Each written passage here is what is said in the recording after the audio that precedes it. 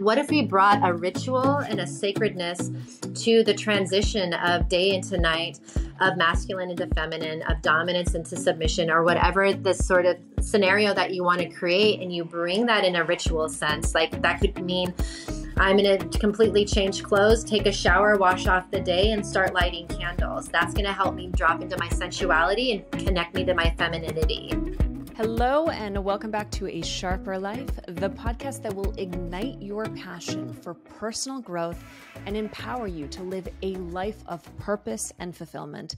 I am your host, Nikki Sharp, a two-time best-selling author, wellness expert, and transformation coach, and I am here each week to guide you on a transformational journey that will help you unlock your full potential. So each week on A Sharper Life, we bring you captivating interviews with renowned experts, thought leaders, and inspiring individuals who have achieved extraordinary success in various aspects of life. From health and wellness to improving your career, your relationships, having better sex, and mindset, spirituality, we explore strategies, insights, and stories that will propel you into unlocking your greatest potential. So by subscribing to A Sharper Life podcast, you will gain wisdom that can truly transform your life. And I hope that you are already subscribed. If not, please do. And don't forget to leave a 5-star review and what you enjoy about the podcast. This helps me know what you're liking, what you're not, and also it helps other people find the show. So today is one of the most juiciest episodes we have to date on A Sharper Life. And I am thrilled to introduce Kimi Inch, who is a professional dominatrix, a somatic therapist, sex positive edu-tainer, and a motivational spanker. And yes, she is all of those things and so much more. So Kimi helps individuals explore and integrate their physical, emotional, and erotic experiences in transformative ways. And as a somatic therapist, Kimi brings a deep understanding of the mind-body connection to her practice. So she's honed her skills in supporting clients to develop greater body awareness, regulate their emotions, and heal from past traumas, all having to do with kink and conscious kink. So as mentioned, this is one of the juiciest interviews I've done, and I'm going to tell you why. We are talking about BDSM and everything from soft examples to harder examples, Tantra, what conscious kink is. We're talking about how these practices can actually heal your past trauma and wounds and how they can create greater intimacy both for you and your partner. You will also learn how these specific practices and things that Kimi shares can empower you in your everyday living. So everything that we are going over, it is not just secluded to the bedroom, and it's not just for erotic or passion purposes. You're going to learn how speaking up in the bedroom will help you to speak up in your life. We are also talking about common misconceptions and misunderstandings about the BDSM world, the sub-dom roles, and when it comes to masculine and feminine energy, the line when it gets blurred, and how to step into being a leader or a follower, which is a really beautiful way she talks about these things. We're also going over about, everything from how to approach your partner on how to find good kinky fetish parties. This is such a deep, informative episode. And I'm just going to tell you now, whatever you think BDSM is, whatever you think kink is, or any of these sexual and sensual practices, this episode is going to blow your mind because it is everything that you thought it is and so much more. Because there are so many preconceived notions that are actually incorrect. And we get into all the nitty gritty of the foundations in order to have these mind-blowing experiences. But it is so much more than just sex. So I really hope that you listen to the end, because Kimi is also sharing her favorite book on what to read in order to learn more and ways that you can live a sharper life when it comes to all of these practices. So without further ado, here is Kimi Inch on A Sharper Life. Kimi, I am so excited to have you on A Sharper Life. Thank you so much for coming on. And from what I know, you're going to be sharing all of your wisdom. So I wanted to get started with actually getting a little bit of an understanding of how you became so interested, and I would say passionate, about somatic therapy and the intersection with Tantra, Kink, and the BDSM practices. Yeah, thank you so much for having me, Nikki. It's so exciting to be here with you. I love that we're these two blonde doms. I feel like there's a little bit of a dom in you somewhere. And what I've seen and witnessed in you is you're a very powerful woman. So I'm excited for us two blonde doms to have a conversation. And, I got turned on to what's considered kink back when I was 10 years old, watching a movie called Basic Instinct with my mom. How awkward is that?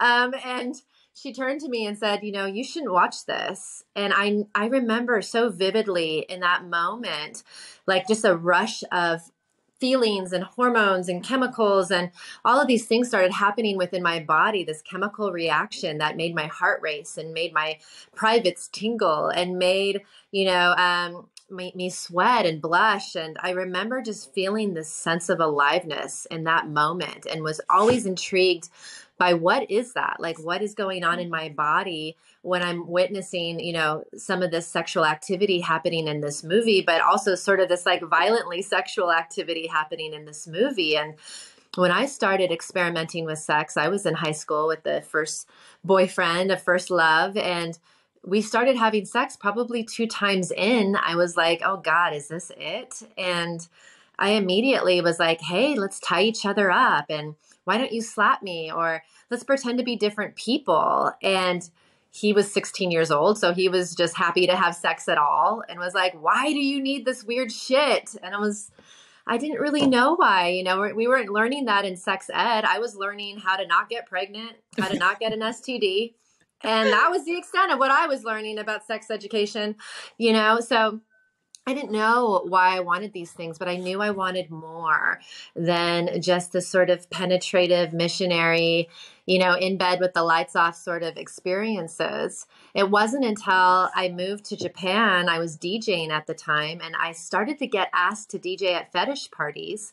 And before then, I saw Pulp Fiction. There's this part, they say, bring out the gimp. And I was like, ooh, no, thank you. That's a little scary for me. But when I went to this fetish party, it completely rewrote the mind frame that I had around kink. And I realized in that moment, as I'm watching people engage in this really creative, imaginative way, they're dressed to the nines, they have these different outfits, and they're doing things with sensations and impact and language. And I was just enthralled. And I thought to myself, wow, I'm kinky. Like, I'm kinky. And while I was there, I met women who were professional dominatrixes because they go to these fetish parties, and we became friends. They took me under their wing, and I started doing my own dominatrix sessions. So like the rest was history. I traveled throughout Asia and Europe, and I was working as a dom, learning from different mentors.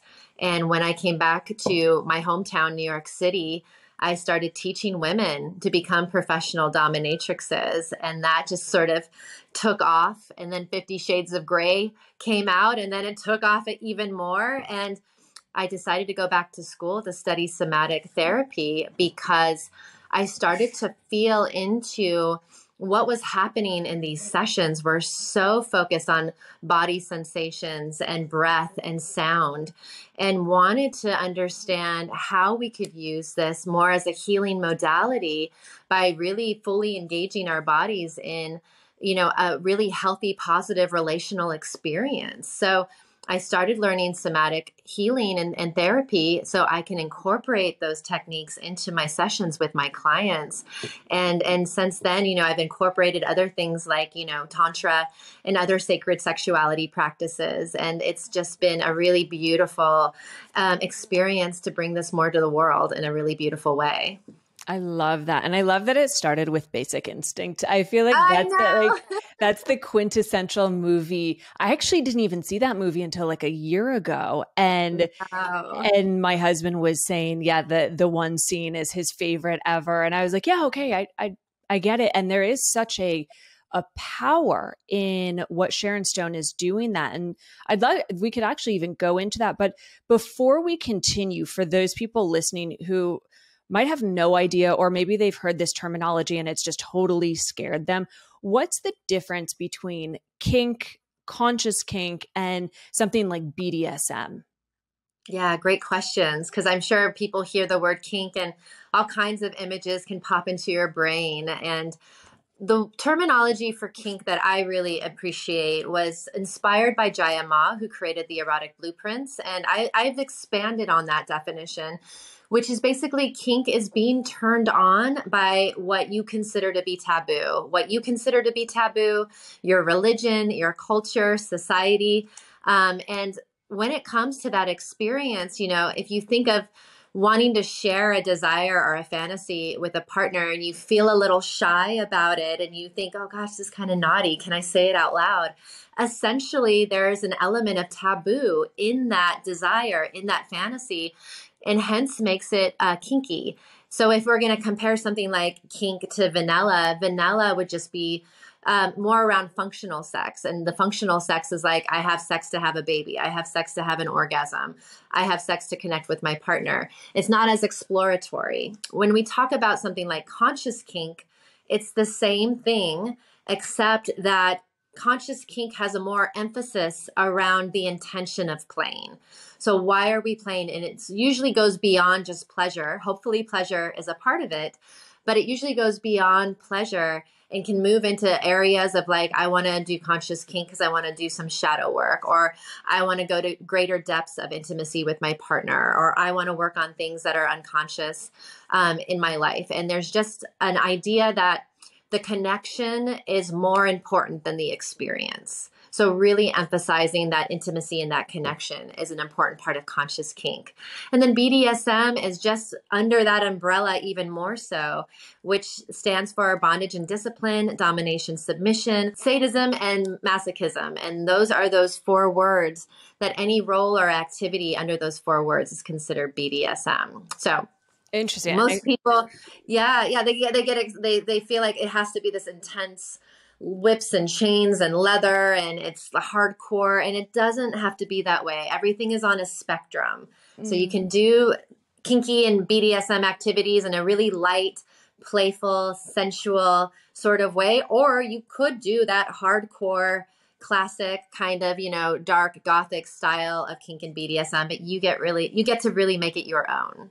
I love that. And I was actually going to say, I feel like so many people even just hear the word BDSM and it probably triggers something because, as you're saying, it's taboo. Yeah. What is an example, as we're going along there, of something that's more on the lighter side of kink versus, and I'll give an example here, but I'm curious to hear yours, like the show Billions, Chuck Rhodes, where he goes and he gets chained and whipped, and it's pretty intense masochist. But from your experience and working with clients, what is the softer side of the kink going up to things that you, I would say, I don't want to say perform, but do with clients or you've experienced?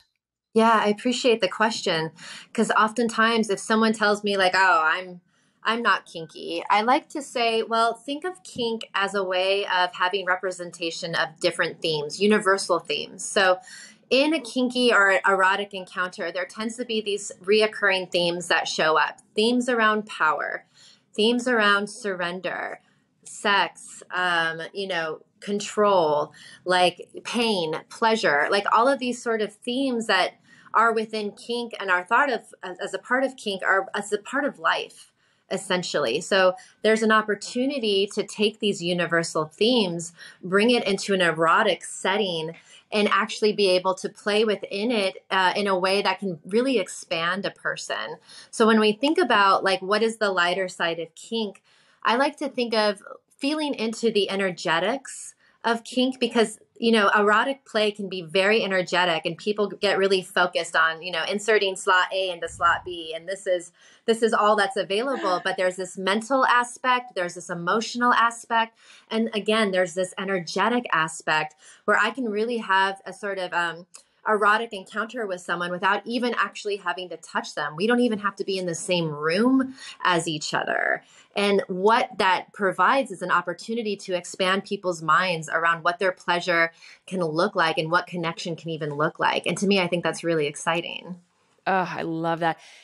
And going into, I took the Jaya Blueprint quiz, and I actually studied with her, which was phenomenal. And I'm someone, I love the touch, the sensation. So for me, it's putting a blindfold on and having different sensations. But what I would love to hear your input in is, I feel like so many women that I speak to come home, or let's say, you know, the man comes home, or even if the woman comes home, and they just want to be like slammed against a wall and fucked, for lack of better terms, right? That kind of passionate. And I know in men, it can be the, I've been dominant in my work all day. I don't want to then do that when I'm going home. What's the role that you see with women and men for, it's almost like this power grab, release, hold that I feel so many women struggle with being able to share that to their partners. Like, hey, I just want you to like come from behind and hold me tight, that sort of thing. What's your experience with that? Yeah, I think it's a really good question, because I see that sort of dynamic happening all the time. And what I like to do is sort of use some terminologies that I've coined. I don't really do so much around dom, sub, language, top, bottom, etc., sadist, masochist. I like to use something called leader follower.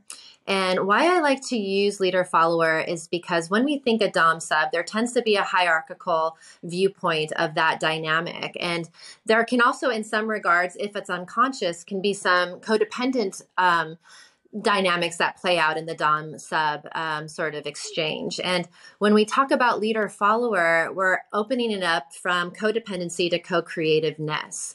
So often I hear, yes, so true. I have women coming to my classes and they're like, where are the men? I want to be dominated, you know? And the men are like, God, I like work so hard, and coming home, it feels like a big weight on my shoulders. And so I started to say, let's play with this language around leader and follower, because if we are starting to think of it as a co-collaborative dance, where we're both responsible for our own pleasure and we're both responsible for contributing to the magic of the scenario, just like tango, just like a salsa, both people are needed to create that dance, and both can be masterful. So I get curious with the women who want their men to step into that leader or dominant role. And I say, what if your man, instead of the dom or leader, he was the artist and you were the muse? How do you inspire him? And how do you create invitation in your femininity? How do you create the invitation of like, you know, I want you to bring forward your artistry and your power and your leadership and like take me on this adventure. You know, I don't teach about sex education. I talk about erotic adventures. And I'm not the Dr. Ruth at all. I'm more about like, how do we get into our creativity and create not only the sex life of our dreams, but the life of our dreams. And I want to empower both partners in order to create exactly what they want to experience, which is usually more pleasure, more depth, more connection, more intimacy. So we start off with having a conversation. We use something. I'm going to give you and your audience a link to my Kink checklist, which is a really amazing tool that isn't, the name is deceiving. It's not just a checklist that you go through like, oh, Nikki, do you like spanking? Yes or no? Okay. Nikki, do you like bonding? Okay, cool. Like, oh, no dirty talk. Okay, let me cross that off. Like, that's not how we do the checklist. It's more of an opportunity to really dive into each other's psyche and start developing the manual of me and the manual of you, so we can bring our fuck yeses together and create some fireworks together. Oh God, I'm like getting lit up just from hearing this. I love it. And I actually want to share, and I'll share with the audience too.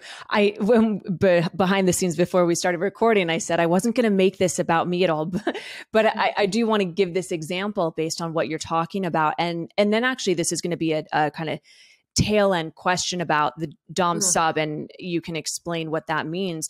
So for Valentine's Day, my husband and I were supposed to go just to a nice dinner, get all dressed up. And I just wasn't feeling that well that day. And so I started thinking about, what do I want to do instead? And just as you're speaking, I'm really actually reflecting on this, that I was very conscious with what's the experience that I wanted to give him and I. So I love that it's the dance, the tango together. And so I ended up doing a kind of sensory thing where he came home and I put sticky notes all over the apartment where Wow. he had to, the first one was, come inside. There was music, 50 Shades of Grey playing on in the background. And then there was the wine and it was decanted. And I said, pour a glass of wine. I want you to smell it and savor it before you take a sip.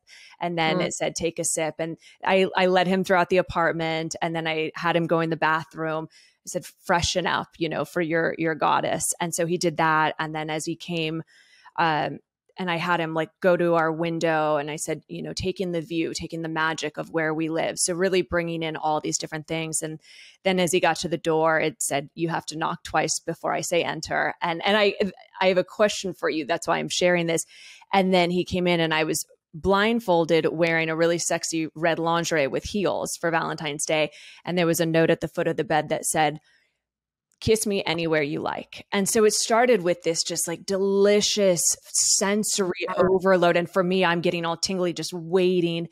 And so my question then, as you led the podcast with that, I'm more of a Dom goddess. So can you reflect on, because now that I'm thinking about that, I'm like, that does sound very much like the dominant or the leader without me. I wasn't intending to be the leader, but I also know that so many people get, and especially men, kind of scared of being the quote unquote subordinate or the follower. But yet I realized in this experience and why I share it is there wasn't, yes, I was the leader, but it didn't feel like that. It felt like this co-creation in a sense. So can you talk about the Dom sub leader follower role a little bit more?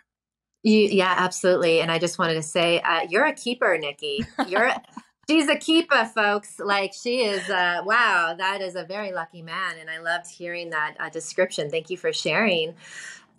What this brings up in me as you're sharing is that I think quite classically people associate dominance just with masculinity and submission just with femininity. So this is a really good thing to bring up because just like masculine and feminine energy that creates the polarity, so does dominance and submission, so does leader and follower. That creates that juicy dynamic that has that little bit of tension in it. If you have too much tension, it's going to be total conflict and chaos. If you don't have enough tension, it's boring and there's no sort of, spiciness or energy there. So when we talk about dominance and submission, I want your audience to know that dominance can have a very feminine flavor or it can have a masculine flavor. And submission, same thing. It can have a very feminine flavor and it can have a very masculine flavor. And for those of your audience that don't like terminologies like feminine and masculine, just think of active and receptive.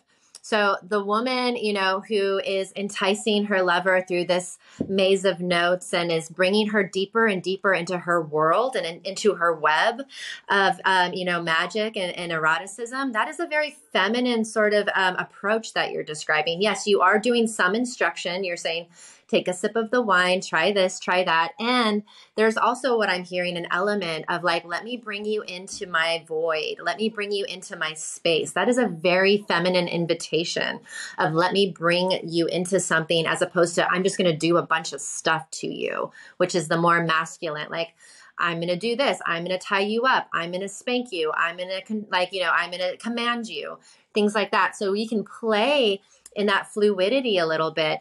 And I've also noticed, people who have done a lot of sort of personal development work and a lot of healing of their own sort of psyche and their own soul, they tend to have a fluidity around how they approach the erotic. Those that are like, I am dominant and I would never, never be submissive.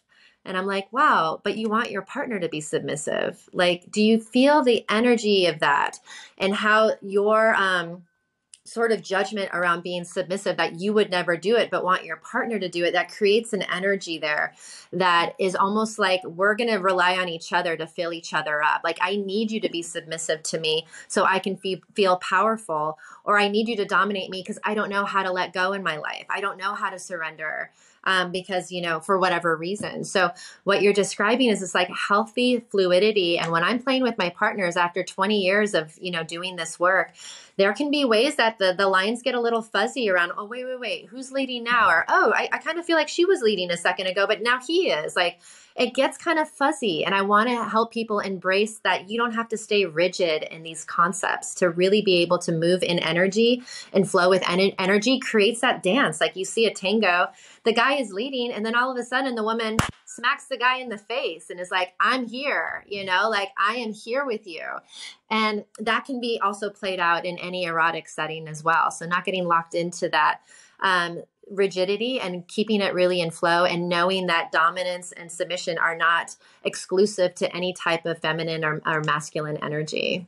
I love that. And I was listening to another podcast where you were giving examples about men that you had worked with specifically. And I'd love for you to share those, because there was, two different ones you gave, and I'll let you tell it, obviously, as it's your experience, but they resonated so deeply with me. And I know if they did with me, they will with the audience. So would you be willing to share the examples that you gave? Sure.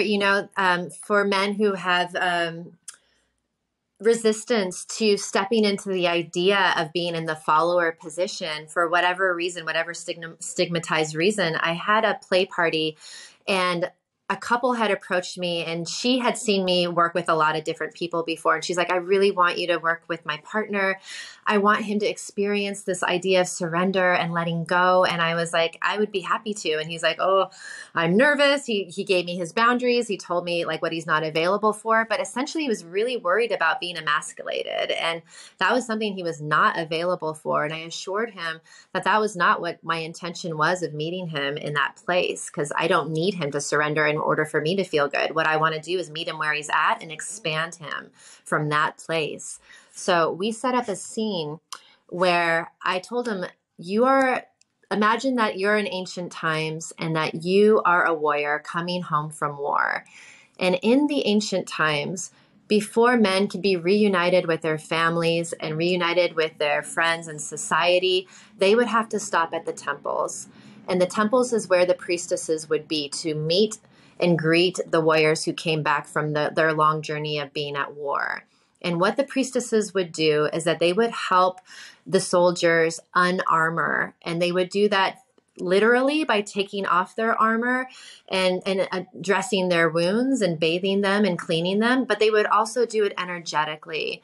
These priestesses would bring in the men, and they would use a variety of tantric and kinky techniques to help energetically de-armor them and help them return to their hearts again. They would do this by making love to them, by giving them sensual massage, by using impact play like spanking, and they would do that to move energy in their bodies and reconnect them to themselves. And after the soldier was reconnected to their hearts and their armor could be shed, they were able to go back home again. And it was such a beautiful experience that I brought this man through with that context of like, let me de-armor you. Like, the war is over. Let me help you return to your heart. And when we are attending to you, it's not to emasculate you. It's to remind you that as a man, you're taught at a very young age that unless you're doing for others, you have no value. And I'm here to tell you, you have value because you exist and you breathe. And we want to give you an opportunity to surrender so that you can be taken care of and get back to yourself again. He was in tears by the end of this scene. And he was like, I had no idea it could be like that. And I felt so loved and cared for. And I felt really respected as a man and felt really appreciated as a man by the way you and my partner interacted with me in that way. So this is just an example of like how that journey can look, and really feeling into what is the intention of this play that we're creating. It's not for me to control you or minimize you. If anything, I want to connect you to your brilliance and your greatness and help you feel like you have more access to what you want in life. It's Yeah. just so, that's so juicy. And I'm wondering if there's any examples for women on Mm. with that. But what's coming up for me as I listen to that is it almost reminds me of like when and I'm going to just speak for myself because I'm married, I'm in a heterosexual relationship, and I understand there's people in all different flavors in the world. So I'm just Yeah. going to, right, I'm going to speak for myself here, but it does remind me of like when my husband comes home from work, I can see how even that intentionality or creating a practice, be it with me or by himself, like the importance of leaving work at home so that he can show up in a different role for me, and vice versa. That's something I've really learned is when he comes home, I want to be in that, for me, that more feminine, relaxed, because I bring a lot of masculine energy to my work. And so Yeah. I love the, just that example. And when it comes to these practices, do they apply to our everyday lives? Like I can assume that someone probably hears the word kink or BDSM and they think it's all, yeah, like whips and chains. And yet I feel like it probably applies, especially with the learning to let go, applies to our everyday lives. Is that true? Right. So, what I like to try to use conscious kink for is uncovering what's unconscious and bringing it into consciousness. And even if those things are shadowy or a little painful, how do we infuse pleasure into those places? When we grow up in a society that makes us believe that blood, sweat, and tears is always the way, how do we bring a feminine approach of grace, ease, and elegance, even in an erotic setting, and giving people an opportunity to have a bodily, visceral experience of something that can be really locked in, and they can say like, wow, if I can feel this or do this in this erotic space, why can't I do it in the rest of my life? I'd love to give an example of a woman that I was working with. She was seeing me because she had always really wanted to experience this concept of surrender, and she hadn't had an orgasm in years. And she was like, I don't know what's going on, but I've always wanted to just feel like someone could really take me through an experience where I can let go. And I was doing an intake with her. My intakes are 2 hours long minimum. And I'm asking her her specific desires and boundaries. So what is she available for, what she's not available for? But I start asking her, like, what were your impressions around sex, around intimacy, around relationships when you were a kid? Like, what was discovering your body like for you? Did it feel like it was a supportive household for that? And she was like, no, like actually, I came from a really religious background. And when I started discovering that it felt good to rub my genitals on my pillow, like I would hump my pillow, it would make me feel really good. But if my mom would catch me doing that, she would scold me, she would, spank me, she would punish me. And, I would keep trying to do it because I just loved how it made my body feel. But the pain of being, judged and rejected by my mother each time it happened was so painful that eventually I stopped doing it.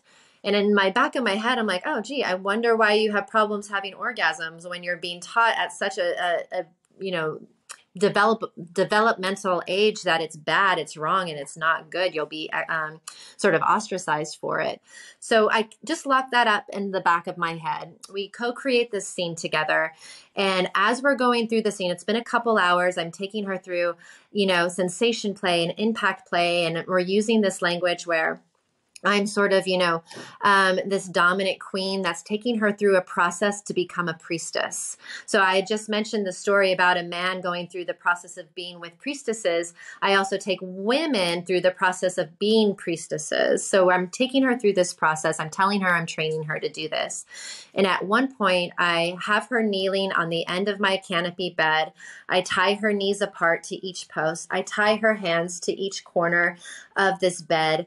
And I start pushing pillows between her legs. And she is like, oh my gosh, you can see the look in her eyes, like, what the fuck is happening right now?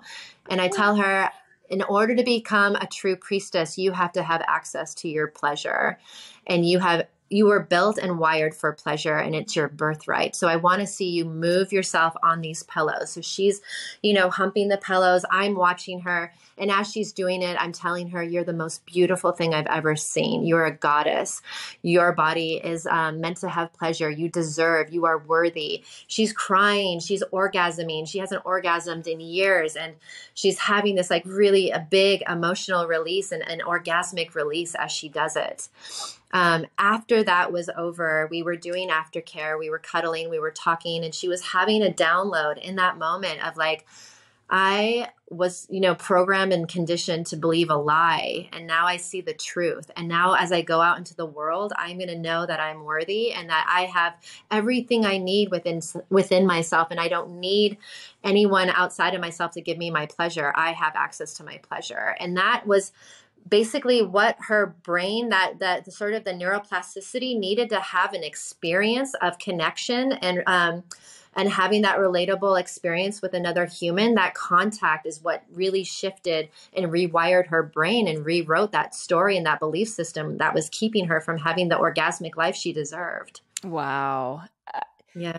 I mean, so many things coming up for me. This could be like a 3-hour podcast. I so wish it was. Have me back then. I will. Oh my God. Because what I'm taking from that too is I can only imagine the power that she got from that. And then probably I won't speak for her, but being able to take that power into maybe the workplace and speaking up for herself, or into the relationship and saying, I don't want this, or I do want this. And so I guess the follow-up question there is, how do these practices, kink, conscious kink, BDSM, tantra, how can they help someone who's had a traumatic childhood, or someone who's raped, or they don't trust their partner, or they've, a variety of reasons they've been verbally, mentally abused. So how do these practices heal that trauma that we all have, really? Whether it's big T trauma or little T trauma, all of it's really valid. And being open to exploring our eroticism is really like a pathway to understanding and knowing ourselves better, no matter what your history has held and where it's sort of pushed you. And when I think about when we're exploring eroticism, it's like a reclamation of our bodies and our soul, but it's also like a giving of permission. Like what I did in that scene with that man and that woman was give them permission. But who the fuck am I, Nikki, to give anybody permission, right? But it's a reminding of like, this is something that's available to you that most of us have been programmed to be distant from. The powers that be don't want us to know that we have all the pleasure locked inside of our bodies, and that we have everything we need within ourselves. So we're sort of, facing an uphill climb because we don't live in a society that supports this sort of exploration. But it truly is the most important exploration you can do, is really like taking a look at our eroticism. And if there has been some trauma or pain in the past, then it's also important to start creating experiences at the pace that works for you in a way that feels like you can trust again. But when we're doing things like figuring out how to co-create a conscious kink scene, what we're doing actually is learning how to trust ourselves again, and trust our partners again, and trust other people again. Because we're using communication. We're using the ability to connect to our hearts and say, like, what do I need and what do I want to feel safe and to feel connected and to have pleasure with you.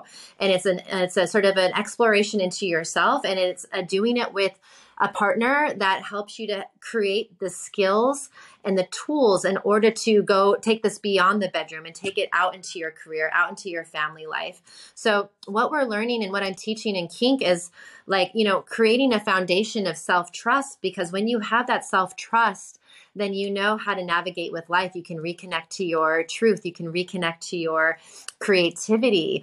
And people with trauma, having a sort of a doorway into recreating the foundations they need in order to, once you have that foundation set, what do you want to build on top of it? You can build the mansion, you can build the castle, you can build the tree house, whatever feels good. But it's, a metaphor for like, how do we reconnect to our bodies, reclaim it, have self-trust again, and have trust in the world so that we can create the life of our dreams.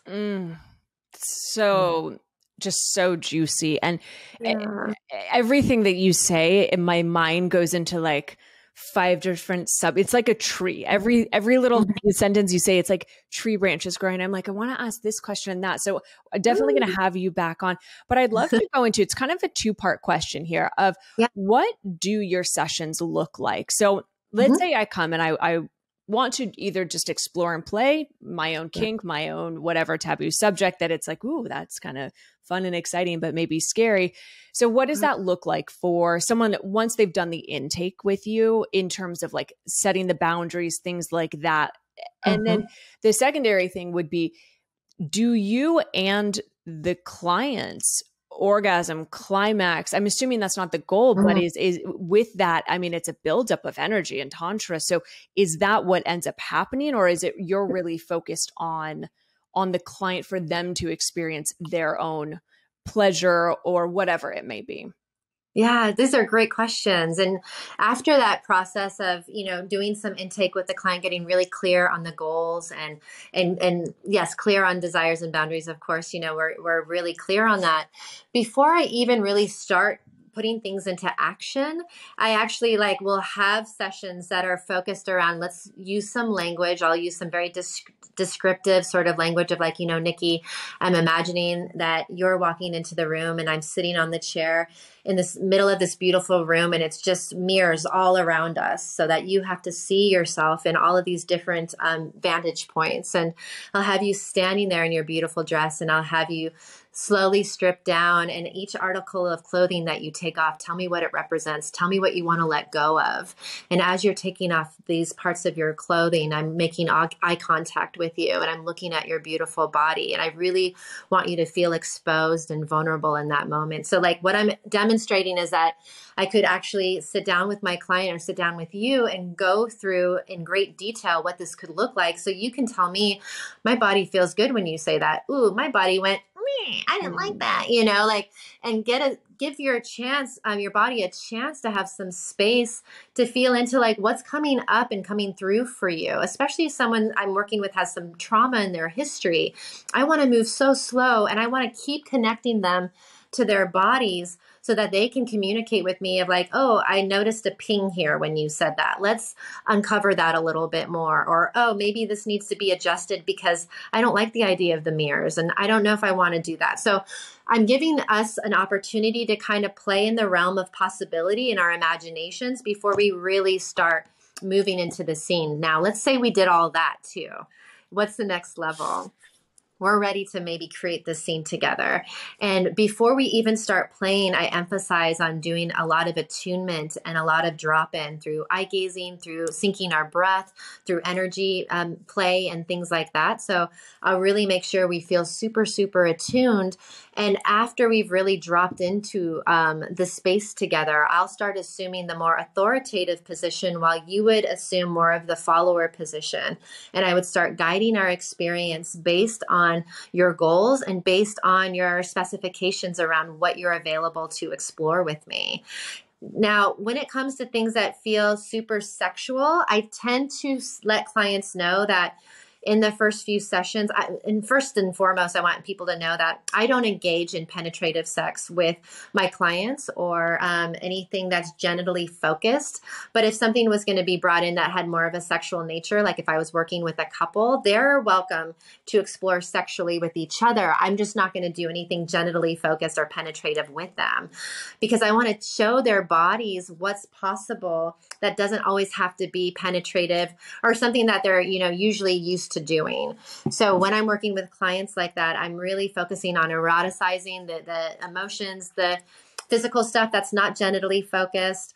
And people do have lots of energetic orgasms. And people ask me, are you turned on when you do this? And I'm like, it's impossible not to be turned on.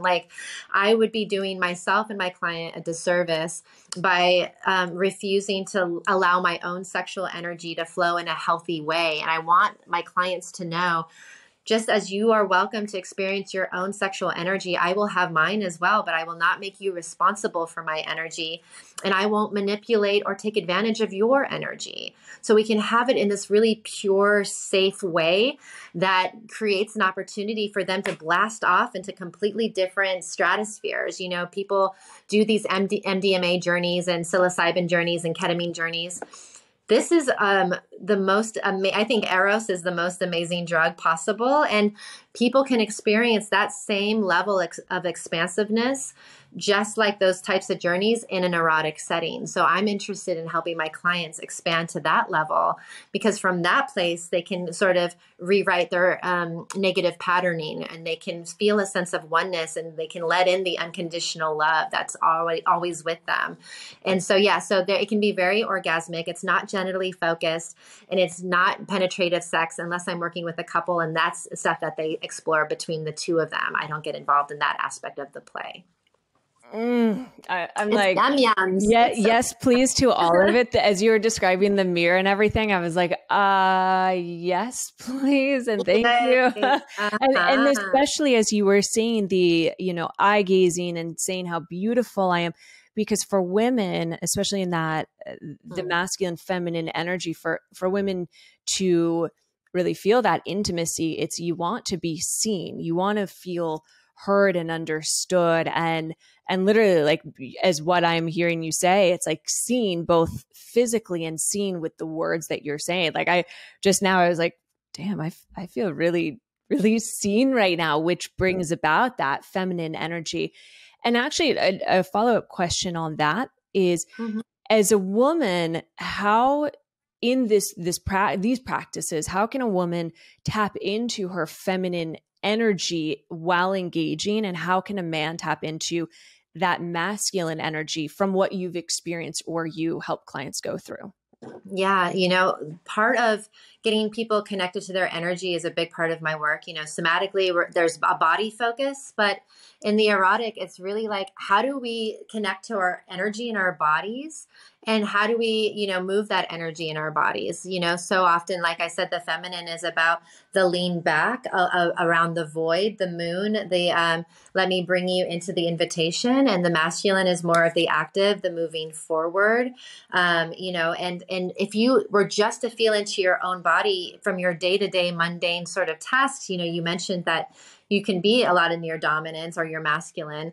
And that's probably because you know how to get shit done, right? And you're kind of like, in that active state.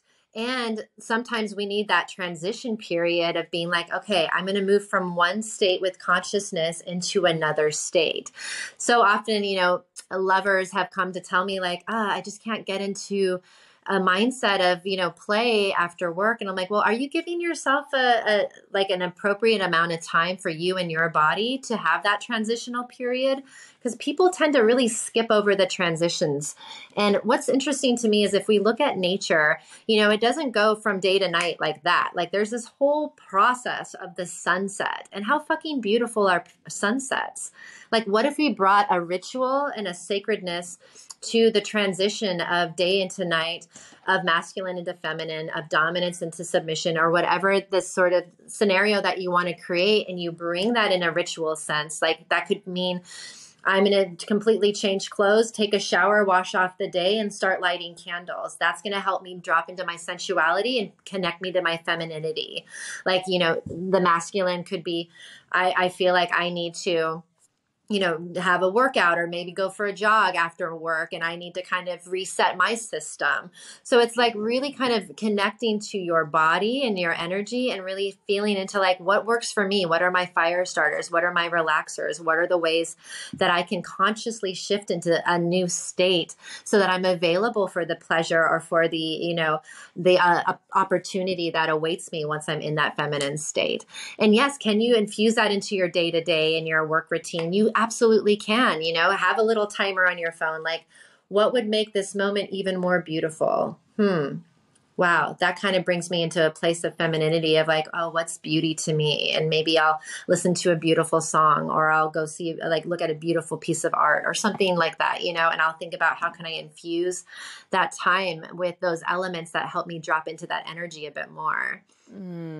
I so love that. And it really resonates because I've been focusing recently for the past, I would say many months, but on the word joy. And the word joy has really become this like resonance that drops me into the present moment. And when I'm in the present moment, right, that's when I feel in my most feminine. Like my podcast, I feel actually in my most feminine, even though it's kind of me leading and guiding, but it's because it's a sense of joy, of awe. And, you know, I can look out where I'm recording and I see the Miami skyline and I see you, and I'm filled with gratitude. And so when I focus on the word joy and what is joyful about me around in my surroundings, it immediately softens. So I love that you were saying that, of cultivating that, the presence, really the presence, which then does that. And I so agree in what we were talking about earlier of, you know, people, everyone, man and woman, need kind of that ritual of getting home and going from one role to another. And I love that you said that, you know, taking a shower, going for a run, or something for that masculine energy, whatever sex you're in. Yeah. Sensual movement, you know. Yes. And that's something for me. Like I recognize that if I put on something that makes me feel good when my husband comes home, whether or not I've been wearing that earlier in the day, it actually changes the way that I approach and I speak with him, which has a beauty because of the polarity. But let's go into, so let's say someone's listening and they're really interested. They're like, oh my God, I want to try this, but my partner, there's no way. Or, you know, maybe you've tried to bring up something to your partner and they've just said like hard no. What would you say are the best tips to encourage your partner to open up and try something like this? Yeah, really great question. Because that's probably, Nikki, one of the number one questions people ask me. It's usually one of the two. It's usually like, how do I find a partner to explore with? Or I have a partner, but I don't think they want to do this with me. Or how do I get them on board? And what I love to know is if there has been a conversation around exploring in this way, and there has been a resistance and hesitation, I get curious around like getting really clear on what's standing in the way of what we want. Like that's sort of a practice I do all the time, is not just focusing on what do I want, what's standing in the way of what I want. And maybe there's some fear, maybe there's some, past religious dogma that's standing in the way, or maybe there's a misunderstanding happening. So, for example, if I were to ask my partner, like, hey, I would love to set up a date where we're going to just talk about desires and what we want to like create together erotically, and having a conversation with someone around like, what are my desires? What are your desires? And if I say something like, oh, I'm really curious about maybe trying a little spanking on, my partner immediately could have an idea of what that means. And it could be associated with some trauma from his or her past. And he's like, I don't want to hurt my partner. That sounds awful. Like, I don't want to hurt anybody. I want to make people feel good and feel loved. And I could say to him like, oh, while people do use spanking as an erotic punishment, there's a way that I like using spanking that's more around moving energy in a person's body. And I also love the idea of, imagining, if we're going to do it in a tantric sense, that I'm using my heart chakra. So when I'm spanking you with my hands, that's moving through my heart chakra, and I'm actually touching you with my heart. And when I'm spanking you, that's actually your root chakra that I'm activating, because that's where your root chakra lives. And that's connected to wealth and to security and to trust. So I would love to create flow in that area so we can manifest more abundance in our lives. Like, that's how I like using spanking. And my partner might be like, whoa, I didn't even know. I didn't even know that's a thing. I thought spanking was like, you did the dishes wrong, get on my lap, and so sometimes what my partners are resistant to is an idea of something, as opposed to really having the facts and really knowing what it is. So sometimes these conversations are important, to being like, hey, I want to dig deeper and say like, these are the things that I'm desiring. This is why I think I'm desiring them. This is what it would look like in a perfect world. Is there a way we can meet in the middle? And if that's feeling like the deep end of the pool for you, then what would be the shallow end of the pool? If you have stuff around spanking, maybe we're not going to really spank, or I'm going to use a feather to spank, or use a feather on me. You know, that's not going to hurt me. Like, we can use these little titration techniques to kind of ease ourselves into these different ideas and concepts. And another good thing for couples to remember is that you don't have to do this alone. You can actually bring in an expert that can help guide so that both partners feel seen and heard, and that can give really good information to help sort of calm the nervous system, because it's hard to have pleasure when we have a dysregulated nervous system. So how do we continue to regulate our nervous system so we can be in our adulthood and we can have these conversations in a way that feels really connective and supportive to each other? Beautiful. What I'm hearing is that much of these practices, while yes, they are based on pleasure and connection, it sounds like really the foundation is open communication. And so what would you say to someone who doesn't have that with their partner, where their partner maybe shuts down? Because I'm sure you've encountered that too, of working in a couple, and it's, you know, saying like, I'd really love to spank you, and here's why and what it would mean for me, and the other partner, just because of their own trauma or stories, here's something entirely different, and so the communication shuts down. Yeah, that does happen. And having the compassion, having the compassion for people's past and their pain and their trauma is a really important aspect. I also ask couples, like, if there's an hesitation towards even trying to figure out a middle ground, or just even a small little pinky in the shallow end of the pool, I get curious around, is there any repair that needs to happen within the relationship? Has there been any past ruptures that haven't really fully healed and haven't really fully been acknowledged and worked through, that is also maybe in the way? Again, I'm always asking, what's in the way? What's in the way? What's in the way? Feeling into what's in the way. It's not just, oh, my partner's being difficult. That's not what's in the way. Maybe what's in the way is, yes, there's some trust issues within the relationship. Maybe there's some trust issues within the individual of themselves that they're struggling with.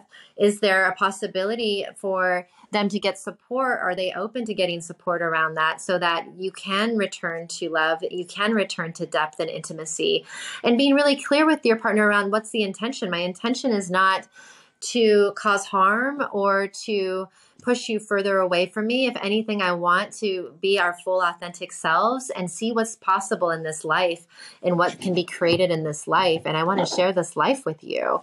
So sometimes a partner really needs to have that reassurance, really needs to have a clear understanding of the intention, and getting clear on like what is standing in the way, and how do we hold that with love and compassion, and through our creativity, see if there's a way to sort of shift and move that so we can get closer together. So again, reminding the audience that we don't have to do this alone. We can get support from outside influences, because sometimes it's hard to do it with your partner. You need a third party to kind of bring that objectivity. But like, yeah, continuing to get curious and staying in love around how to figure out what's in the way. And once we have a real clear understanding of that, we can work towards moving towards what would bring us more pleasure and joy.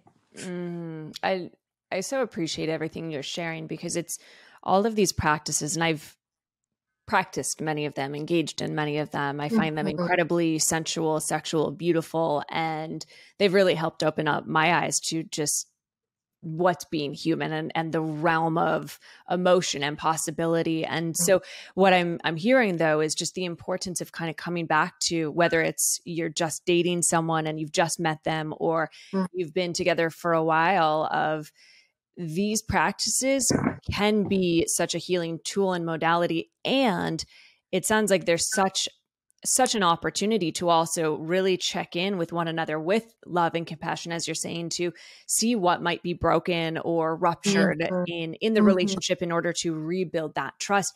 And instead of it being like, hey, let's sit down and talk about this fight we had, it's how do we take that fight and turn it into a more sensual conversation with a pleasurable outcome at the end.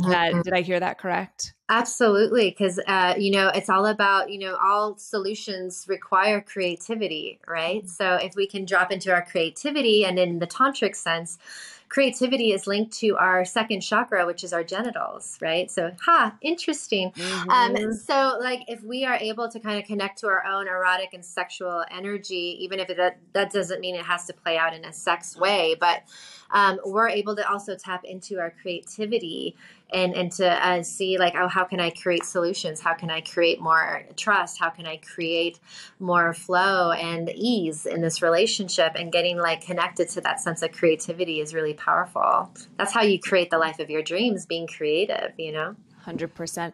So I'd love to know, Kimi, what are some books that you are reading now that inspire you and light you up, and or any products that you can recommend for people getting into any type of this work that you're like, those are my must-have products? Yeah, thank you for asking.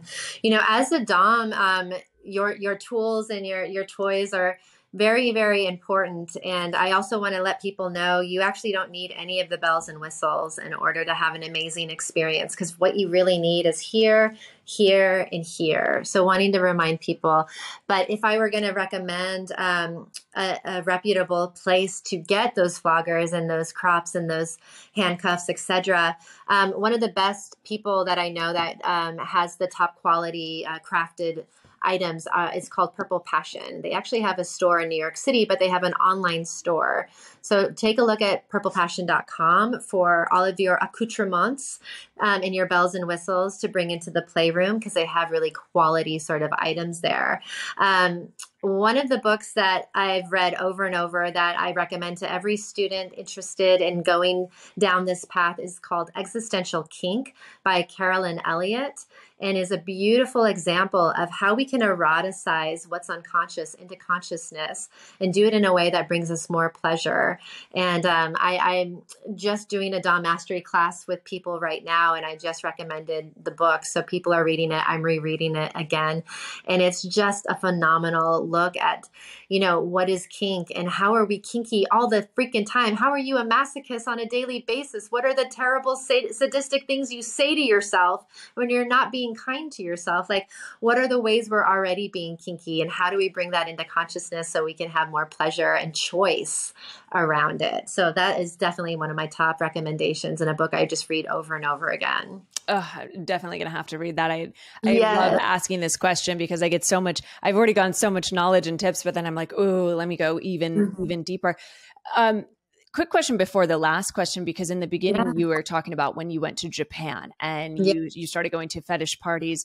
How does one find a good fetish party? Like, I know that they have Les Chanterelles in Paris. I don't know if it's still going. I've always wanted to go there. And for those, if you don't know what it is, it's a very upscale, like men have to wear like suit and tie sort of thing, women ball gowns, and then really beautiful lingerie. And a few of my friends have gone, and they've said that, it's, you do as you please, as much as you want. You can be a watcher or an engager, but I also know, the Kinky Rabbit, I believe, in LA. So how does one? I was just thinking a Kinky Rabbit. I haven't been. I found out about it actually from a client, and I like have to make a trip to LA. But how does one go about finding these good central parties where they're reputable and trustworthy, let's say? Yeah, absolutely. Good question. On a large scale, and this is really more of a party, like there's music, you can dance, and then they have playrooms. Torture Garden is a really well-known brand that started in London and has extended into doing events in LA and New York City and different parts of Europe, and maybe a few more places in the US. I would definitely recommend keeping an eye on them for the larger, more mainstream sort of gatherings. Now, when it comes to something that feels more intimate, I do my own play parties and events because I really enjoy bringing a heart-centered and focused aspect to this sort of play. And I have my space set up so it's just like the erotic blueprints, there's different rooms, energy rooms. So we have the energetic room, we have the sensual room, we have the kinky room, we have the sexual room, we have the shapeshifter room. Wow. So we have, an availability, and we start off with a heart-centered sort of opening ceremony so everyone can drop in together and get really connected to their bodies and themselves and their desires. And we have a closing ceremony to tie it all up. So there's a really conscious way of moving through that. So if that's something that interests you, please reach out to me as well. And as far as on a bigger scale, yes, Kinky Rabbit, I hear, has really beautiful events that's happening. And it's not easy always to find the really reputable places. So if you're going on something like FetLife, which take it with a grain of salt, there's a lot of kind of trash on FetLife. I'll just be honest with you guys. But if you can do a little research and seeing like what are some of the events coming to your neck of the woods, and see if you can like do a little research around, does it feel like a reputable space? Are people recommending that it's a fun space to check out, and see what's maybe happening in your own town or your biggest, closest city. But that could be a good resource. You just have to do a little bit of the, research to make sure that it is a good spot to go to. But it's not easy. I'm going to tell you the truth, Nikki. It's not easy to find plentiful erotic encounters that are really reputable. I hope we can see that changing in the future. It's why people need to come to you. And I even think these conversations are what will help it get to the mainstream. I had a question I didn't ask for, time's sake, because we are going over, but it was just, this topic is so taboo in so many places in the world. And I think it's just the more that we can have these discussions with love, with an opening, with compassion, and really explaining like what it is, because as you've shared, and I'm reflecting back, what it is actually based on communication. And then you get to go to these upper levels. So with that, last question is, what are your top 3 tips to live a sharper life? Beautiful. Well, I mentioned it a little bit earlier, but one of my top 3 is getting connected to your second chakra, your genitals, is a doorway to your creativity. So my tip for anyone who ever asks, my key to a successful, beautiful life is creativity. How you handle conflict and how you meet challenges and obstacles, and how you can stay in your creativity so that you can go beyond, what's considered the norm, but you can really kind of think outside the box and navigate things with a lot of ease. Second tip, good question. Get a spanking sister. Like, you have that friend that you can vent to. Well, I have friends that I can call, and they come over and they give me a good spanking when I need it. And I sometimes I just need to move some energy in my body, and I need to release some emotion. There's no sexual exchange between us. It's literally them just spanking the shit out of me. And I have the release I need, whether that's a cry or an orgasm. And I'm a brand new person. So get one of those spanking sisters. And let's see, number 3 is, remember there's something called the illusion of the ego. And the illusion of the ego, this is a Buddhist term. One of them is that we are all separate. And this is just a reminder that that's a disillusion of the ego, and that we are not separate. We are connected, and there is help, there is love, there is support just awaiting your fingertips. In this era of information, we have more resources than we could ever realize. And sometimes it feels like a really lonely path, but you are not alone, and just reach out if you need support. Beautiful. And where you've already mentioned quite a few places, and I'll put in the show notes, but where would you like to direct people to go to find you or interact with you? Yeah. So my website, and my company's name is And More. So the website is andmorepresents.com. And you can find some information about the offerings that I have and the work that I'm doing in the world. We have in-person workshops, and we have online events and trainings. So we have a lot of different things for people who are interested in taking that first step. And please find me on social media. I do a lot of sex education and sex positive edutainment there. So it's just at Kimi Inch. Same with TikTok, same with all of my socials. It's all at Kimi Inch, KimiInch. Amazing. And I will include the link to the Kink downloadable, that checklist. Yeah. Thank you so much, Kimi. This was fascinating, enlightening, juicy, passionate, all the things. And I'm so excited to continue chatting with you. And thank you everyone for listening. If you enjoyed this episode, please don't forget to subscribe and leave a 5-star review, especially what you enjoy. That helps me to know what you're enjoying on the show. And also it helps other people find the show. And until next week, here's to a sharper life.